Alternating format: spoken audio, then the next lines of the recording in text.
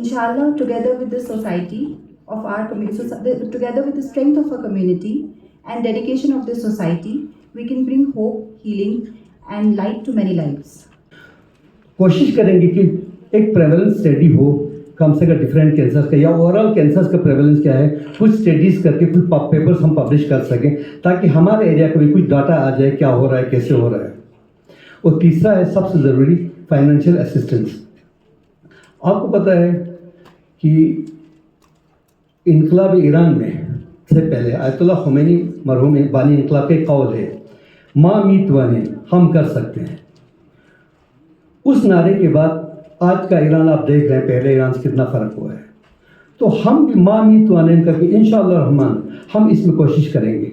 हमारे लोग जो है मुखैर लोग पैसा देने में अपनी हैसियत के हिसाब से देने में घबराते नहीं हैं। हमें उम्मीद है कि हर कोई दामे दिरामे सुखने इस ऑर्गेनाइजेशन को हेल्प करके हम कोशिश करेंगे कि जितना हो सके जो बीमार हैं, कैंसर से मरीज़ हैं, उनकी मजबूरियों को, उनकी तकलीफ़ों को कुछ हद तक कम कर सके। हम चाहते हैं कि ये सोसाइटी श्रीनगर, जम्मू, दिल्ली में प्राइवेट गवर्नमेंट हॉस्पिटल्स और जो कैंसर रिलेटेड सोसाइटीज़ हैं उनके साथ नेटवर्किंग करके इनको कम से कम वहाँ दरदरी से बचाए। यहाँ से कैंसर कहाँ जाना है इतना नॉलेज दे दे, कहाँ जाना है, किस डॉक्टर साहब से मिलना है, ताकि बीच का दरदरी ख़त्म हो जाए। फाइनेंशियली असिस्ट करें, उन इंस्टीट्यूशन से राबिता कायम करें, तो उनसे कोशिश करें कि जहाँ गवर्नमेंट का आयुष्मान से ओवर एंड अबव जहाँ पैसे की ज़रूरत पड़े हम फाइनेंशियल उनको सपोर्ट करें और कोशिश करें कि जितना हो सके उनकी मजबूरियों को कम करके उनके इलाज में फैसिलिटेट करें। Thank you very much. इसी के बाद यही मैं चाहता जो ये कुछ स्लाइड्स है ये असल में यही चीज़ें बोल रही है कि असल में कैंसर कैसे होता है और कौन ज़्यादा इसका रिस्क किसको रहता है कि किसको हो जाए और किसको नहीं हो जाए। जब आप कैंसर की बात कर रहे हैं, जो मैं आपको स्लाइड सब दिखा रहा हूँ, इससे आपको पता चलेगा कि पूरी दुनिया में कैंसर की जो इंसिडेंस है ये क्या है। आप देखें उसके हिसाब से जो हमारा रीजन है वो बहुत कम है। जो डार्क ब्लू आप देख रहे हैं यहाँ पर बहुत ज़्यादा इंसिडेंस है, हमारे यहाँ पे कम है उसके मुकाबले में। अभी मैं बिल्कुल जनरल कैंसर्स की बात कर रहा हूँ, मैं कोई खास कैंसर की बात नहीं कर रहा हूँ। ये आपको हमारी एक चीज़ जो दिखाती है आपको, ये चीज़ आपने देखा होगा जो हमारा इससे पहले वाला स्लाइड है वहाँ पर आपने देखा होगा, आप इसका मैप देखें अमेरिका देखें, बड़ा डार्क ब्लू है, ठीक है, यानी कि वहाँ पर कैंसर बहुत ज़्यादा है। अब मैं इसको देखें, कैंसर ज़्यादा होने के बावजूद भी वहाँ पर जो इससे डेथ हो रही है वो जो कम है वो बहुत कम है, बहुत ही लाइटर शेड है। इस मसले को हमको हल करना है कि उनके पास क्या है कि वहाँ पर कैंसर ज़्यादा होते हुए भी कैंसर से लोग कम मर रहे हैं और हमारे यहाँ पर कैंसर उनसे कम है मगर हमारे लोग उनसे ज़्यादा मर रहे हैं। ये वही चीज़ है। तो मैं अब अपने फील्ड की तरफ आ जाता हूँ।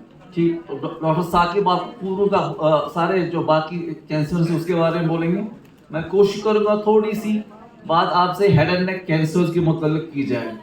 तो जहाँ तक हेड एंड नेक कैंसर्स का ताल्लुक है, अगर पूरी दुनिया की तरफ देखें, जो भी ये सारे कैंसर्स जो बोल रहा हूँ, जिसमें थायराइड के कैंसर्स, हमारे गले के कैंसर्स, हमारे नाक के अंदर के कैंसर्स, हमारे मुंह के कैंसर्स, ये सारे आ जाते हैं।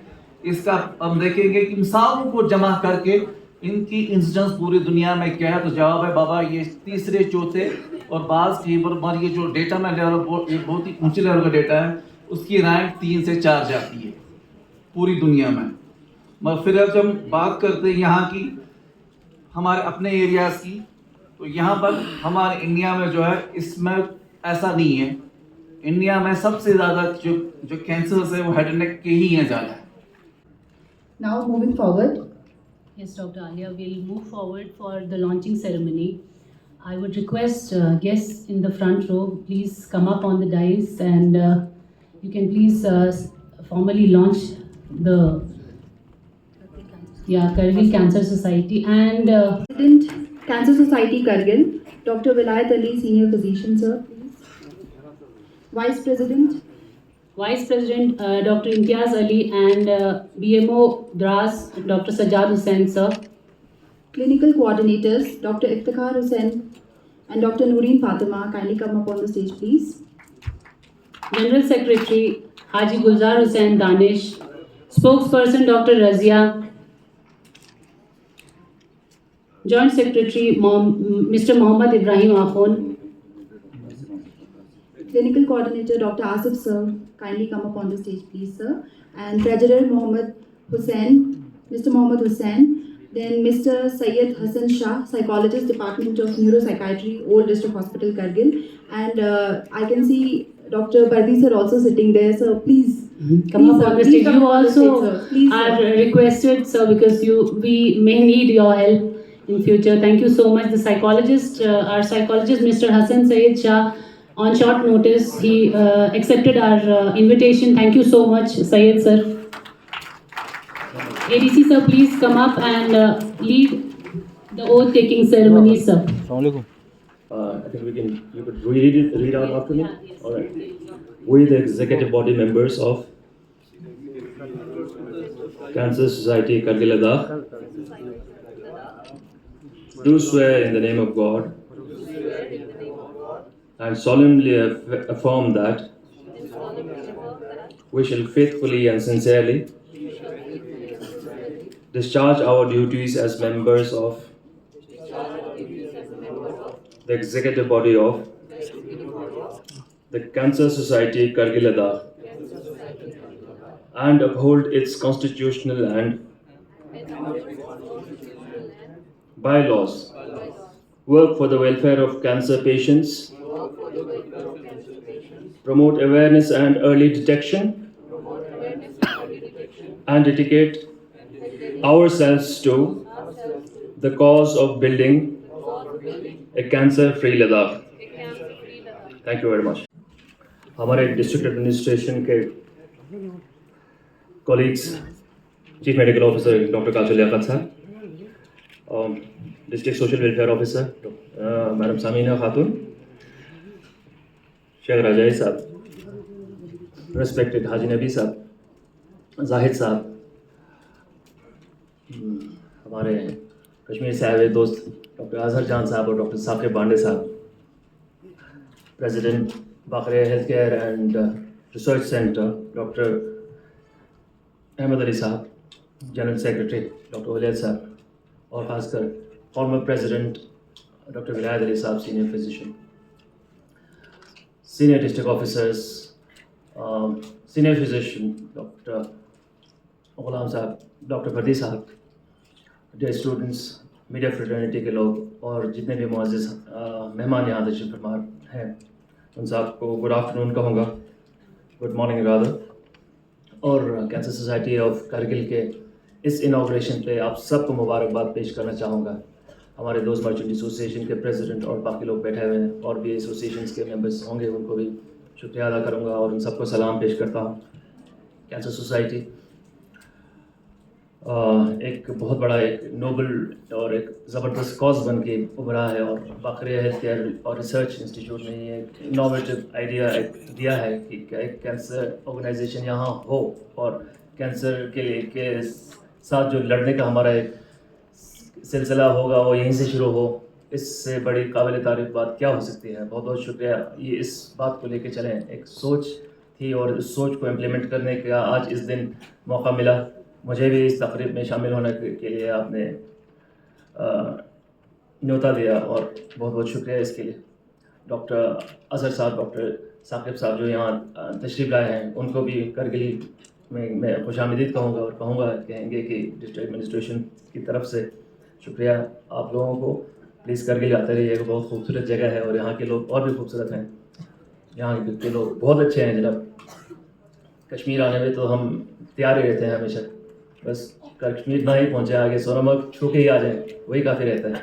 मगर ये है कि एक बॉन्डिंग बन गया हुआ है कम से कम इस फील्ड में एक नोबल कॉज है कैंसर से जूझना और बहुत ही मुश्किल हो गया हुआ है। एक जैसे डॉक्टर वलीद साहब ने वजह फरमाया कि मेंटल एक सोसाइटल इशू हो गया हुआ है रादर देन मेडिकल तो है ही बेशक। और मैं आपको ये भी बता दूँ कि अंग्रेज़ी में बोलना पड़ेगा, it's always a treat to listen to doctor Waleed. उन्होंने ये भी कहा था कि it's indeed history in the making. बेशक बहुत बढ़िया कहा डॉक्टर साहब, it is history in the making and today we have all made history.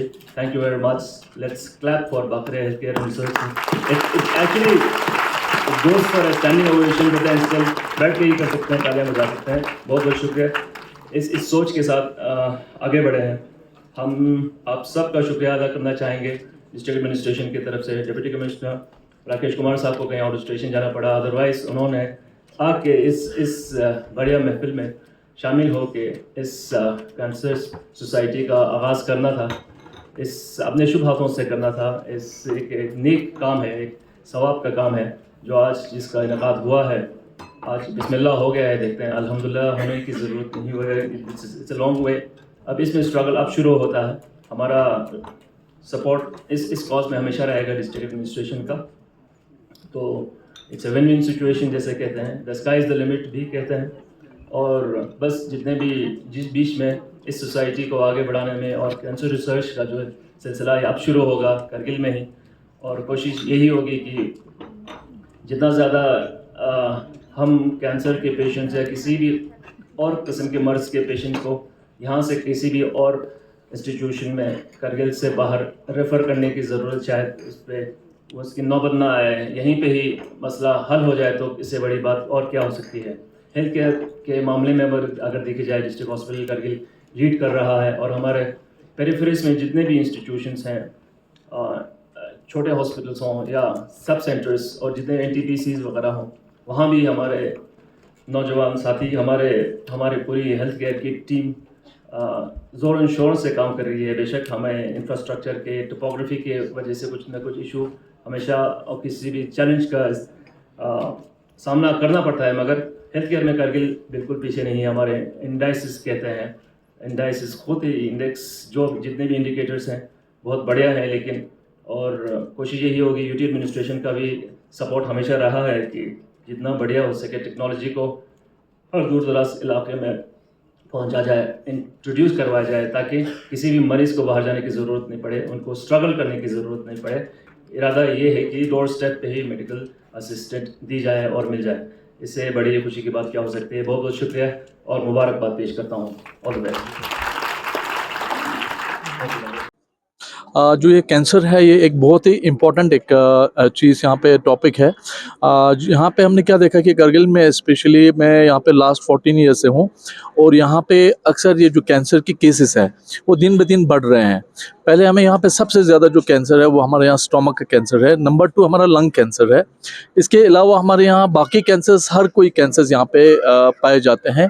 जैसे आपका हेड एंड नेक, यहाँ पे डॉक्टर साहब भी अभी आए हैं तो इनके ब्रीफ से अभी ब्रीफ कर रहे हैं अंदर। तो साथ में ये है कि हमारे यहाँ बाकी जो कैंसर्स होते हैं, जैसे आपके ये अंतड़ियों का कैंसर है, यूट्रस के कैंसर है, सर्विक्स के कैंसर है, इसी तरह स्किन कैंसर्स होते हैं।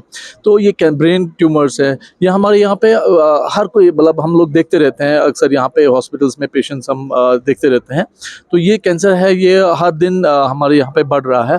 तो इसके कुछ रीज़न्स है यहाँ पे इसके बढ़ने के।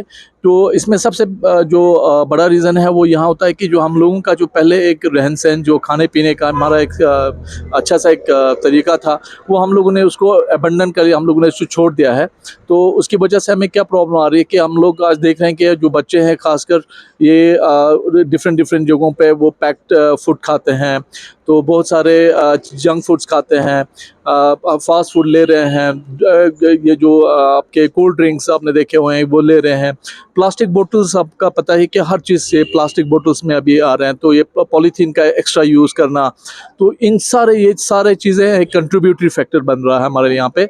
और अपार्ट फ्रॉम दैट थोड़ा एक जेनेटिक भी होता है थोड़ा सा, तो सम ऑफ द कैंसर जो है वो जेनेटिकली, कोई पर्सन जो होते हैं वो जेनेटिकली प्रोन होते हैं कुछ कैंसर्स के लिए। तो लेकिन इसमें जो ज़्यादातर ये कंट्रीब्यूटरी फैक्टर्स, वो एनवायरमेंटल फैक्टर ऐड ऑन हो जाती है, तो जिस पे हमें बहुत ध्यान देना है।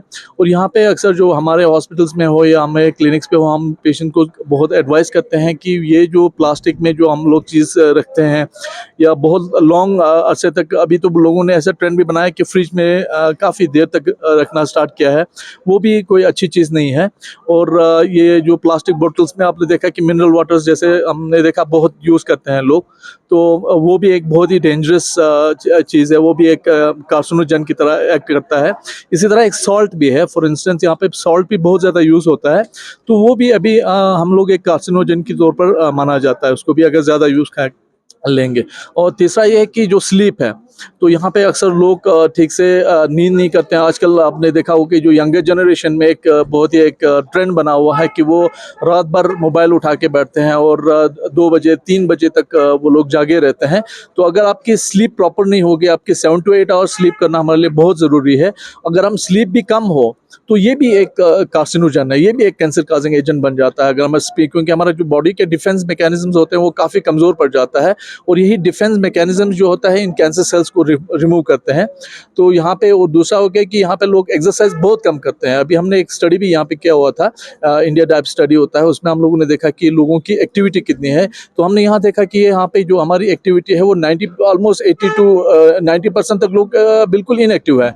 तो इसका मतलब क्या है कि हम लोग एक्सरसाइज ही नहीं कर रहे हैं। अगर एक्सरसाइज नहीं करें, क्योंकि एक्सरसाइज भी एक एंटी कैंसर है, तो लोगों को एक्सरसाइज करना बहुत ज़रूरी है। ये भी एक one of the anti cancer, exercise करना भी एक एंटी कैंसर है। तो एक्सरसाइज करना बहुत ज़रूरी है, जिससे हमारी जो बॉडी के अंदर इम्यून सिस्टम बहुत ज़्यादा बिल्डअप अच्छा हो जाता है और हमारे कैंसर सेल्स वो रिमूव हो जाते हैं। तो अक्सर हमारे बॉडी में ये कैंसर सेल्स जो है वो बनते रहते हैं, क्योंकि हमारे यहाँ म्यूटेशन बोलते हैं हम इसको। तो यहाँ पे बॉडी में जो सेल्स रहता है, हमारे पूरा ट्रिलियंस ऑफ सेल्स है हमारे सर से लेके पाँव तक, जो हर समय चेंज होता रहता है, रिपेयर होता रहता है। तो इसी दौर में जहाँ रिपेयर होता है तो वहाँ पे कभी ना कभी कहीं से कोई म्यूटेशंस हो सकती है। उस म्यूटेशन की वजह से खुदा न खास्ता ये सेल्स जो है ऐसा डिवाइड करने लगता है, ये अनकंट्रोलेबल होता है, जो कंट्रोल नहीं होता और ये डिवाइड करता जाता है। तो ये एक फैक्टर बनता है। तो और तीसरा ये है कि यहाँ पे जो फ्रूट कंजम्पशन है, यहाँ पे हम लोग कहते हैं कि फ्रूट्स को बहुत ज़्यादा कंज्यूम किया जाए। वेजिटेबल्स हमें बहुत ज़्यादा कंज्यूम करना चाहिए, क्योंकि ये वेजिटेबल्स और ये फ्रूट्स है, ये भी एक एंटी कैंसर है।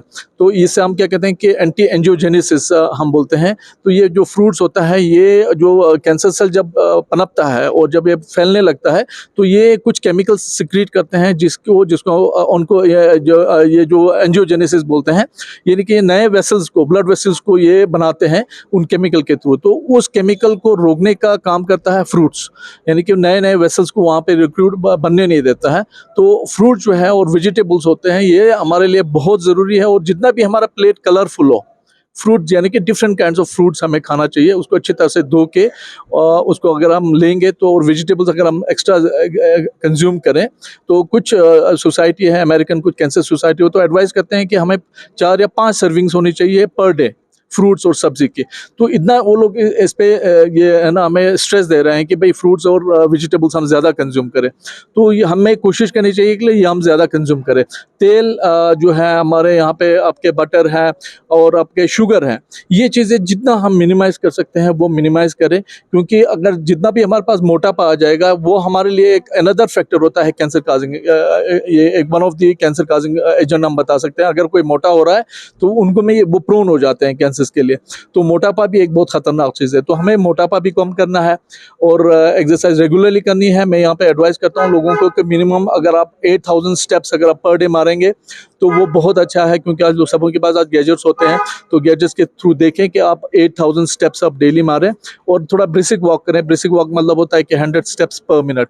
तो वो अगर करेंगे, सिंपल वॉक एक्सरसाइज में नहीं आता है। बहुत सारे लोग कहते हैं हम वॉक करके आते हैं, तो walk is not an exercise, you go for a brisk walk, that is 100 steps पर मिनट। और 8000 स्टेप्स आप मारेंगे तो ज़्यादा अच्छा है। तो देखिए, Bakre health care research centre पिछले 2 दहाई से हेल्थ सेक्टर में काम कर रहे हैं। उसमें डिफरेंट फील्ड में काम किया है, जैसे कि क्यूरेटिव है, प्रिवेंटिव है, अच्छा आपका लेबोरेटरी चल रहा है, ओपीडी चल रहा है, वो सब अपनी जगह पे चल रहा है। लेकिन साथ में एक छोटा सा और एक काम होता था, जो गरीब नादार मरीज़ है उनका फाइनेंशियल एक असिस्टेंस भी Bakre health care research centre दिया करता था। तो इन 2 दहाइयों में तकरीबन 40 लाख रुपए तक फाइनेंशियल असिस्टेंस गरीब नादार पेशेंट्स को दे चुका है। इस दौरान हमने ये महसूस किया कि हर बीमारियों की तरह कैंसर के बीमारी को इनमें शामिल नहीं किया जा सकता, क्योंकि कैंसर का बीमार जो है वो बहुत लंबा एक बीमारी है, उसमें फाइनेंशियल रिसोर्सेज भी काफ़ी लगता है, घर वालों की, सोसाइटी की परेशानियां, बहुत ज़्यादा इसमें एफर्ट की ज़रूरत पड़ती है। तो बहुत देर से हम ये महसूस कर रहे थे कि हमें एक अशद ज़रूरत है, कैंसर को अलग डील करने वाला एक सोसाइटी, एक ऑर्गेनाइजेशन बने। इसमें हमारा काफ़ी थॉट प्रोसेस चला है। उसके बाद हमने डिसाइड किया बाकरिया हेल्थ केयर रिसर्च सेंटर ने कि IKMT के ज़रिए से हम और एक ऑर्गेनाइजेशन बनाए जो सिर्फ कैंसर के पेशेंट्स को उनकी मजबूरियों को हल करें। जी। तो इस तरह से cancer society Kargil Ladakh registered हुआ और आज आपके सामने इंशाल्लाह यहाँ पे इनका इनॉग्रेशन हो चुका है। इंशाल्लाह आगे बेहतरीन तरीके से काम करने की कोशिश करेंगे। हमारा मकसद इस सोसाइटी में नंबर 1 तो आम लोगों को कैंसर के बारे में जितनी मालूमात फराहम कर सके करें, जिसमें स्कूल के बच्चे हमारा आम जनता को, क्योंकि आप जानते हैं कैंसर का जितनी जल्दी तशखीस हो सके उतना ही जल्दी उसका इलाज भी मुमकिन है। देर से फिर इलाज नहीं होती, फिर पैलिएटिव केयर के बगैर होता नहीं है। अगर लोग अवेयर हो जाएं तो खुद अपने सिम्टम्स को लेके अपने जो फील हो रहा है उसको लेके डॉक्टर तक पहुंच सकता है, जल्दी तशखीस होगी, उसके बाद जल्दी इलाज होगा। और साथ ही हम कोशिश करेंगे कि जो मरीज़ हैं, जो नादार है, कैंसर एक बहुत महंगा इलाज वाला एक मरीज़ है जिसमें फाइनेंशियल रिसोर्स पे काफ़ी स्ट्रेन पड़ता है करके। हम कोशिश करेंगे कि उनको फाइनेंशियली सपोर्ट करें पेशेंट्स को जहाँ तक हो सके। तीसरा, हम बाहर जो कैंसर के हॉस्पिटल्स हैं या जो और सोसाइटीज़ हैं उनसे नेटवर्क करें और हमारे पेशेंट्स को बाहर यहाँ से अगर बाहर जाना पड़ा इलाज के लिए श्रीनगर में या हिंदुस्तान में टाटा इंस्टीट्यूट बॉम्बे, हम नेटवर्किंग करें ताकि इन पेशेंट्स को वहाँ पे सहूलियत हो, मुश्किलात पे ना फेस करना पड़े। तो इस तरह से सोसाइटी हमने वजूद में लाया है। Thank you very much. For more updates, subscribe to our channel Kargil Today. Click the show links and enjoy watching the videos. Like us on Facebook and follow us on Instagram. Keep watching Kargil Today. Keep enjoying Kargil Today, the only voice of Kargil Ladakh.